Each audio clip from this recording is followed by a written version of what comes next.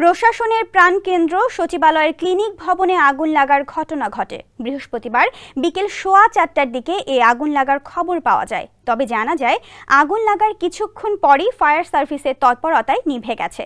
Clinic ভবনে কর্মরত একজন কর্মকর্তা জানান, ভবনের 3 তলার কোনো একটি কক্ষের পুরাতন এসি বিস্ফোরণে এই ঘটনা ঘটে।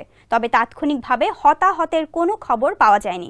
250টিরও বেশি ডিজাইন অপশন নিয়ে ওয়ালটন স্মার্ট ফ্রিজ, বোঝে আপনার প্রয়োজন।